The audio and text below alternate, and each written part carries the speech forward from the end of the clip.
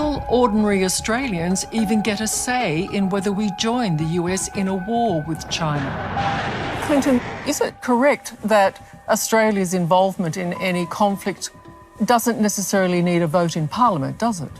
That's correct. The decision to deploy troops is just a decision by the Prime Minister who tells the Defence Minister, and that's it. And so, therefore, the Australian people don't really get to debate this, do they? The only debate that's occurring is what's occurring here, thanks to you. Yeah, because my whole point is that all of what we're discussing is pretty chilling on a lot of levels for the average Australian. Yes. The last time the Australian Defence Force was involved in a high-intensity conflict was in Korea. We were 20 years in Afghanistan and the Taliban didn't even have an air force. Also of critical concern to our experts is the impact a war with China would have on nearly 1.5 million Chinese Australians. After all, during World War II, Japanese Australians, despite having lived here for more than 50 years, were rounded up and imprisoned.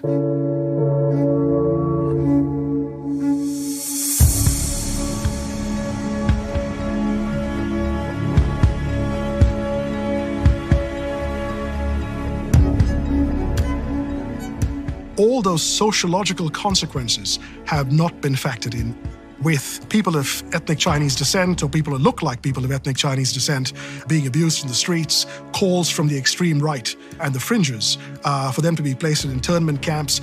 Do you fear, all of you, that Chinese Australians will be seen as the enemy within? Absolutely. I mean, the Australian Chinese community and everybody who look vaguely sort of Chinese, in the event that there is a war with China, what Clinton said, this notion of internment camps, is a very real prospect. John, I'll see you there. There is no cosmopolitan, anti-racist way to gear a country's foreign and military policy towards confronting China without that stoking anti-Chinese racism. That is the reality that we're facing. The major wars of the last 20 years have produced no winners.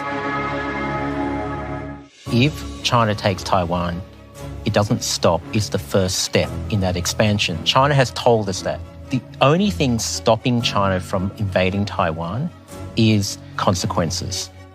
So if the United States or Australia said we will not be involved, that massively increases the chances that China will be inclined to use force to so-called resolve this Taiwan question. If you have the US going into harm's way to defend Taiwan, which after all, remember, is a fellow Western liberal democracy, just like Australia, we would be negligent in our responsibilities as a US ally if we stood back and did nothing. I do think that it is incumbent upon our government of the day to recommend and make the decision to intervene alongside the United States to defend Taiwan.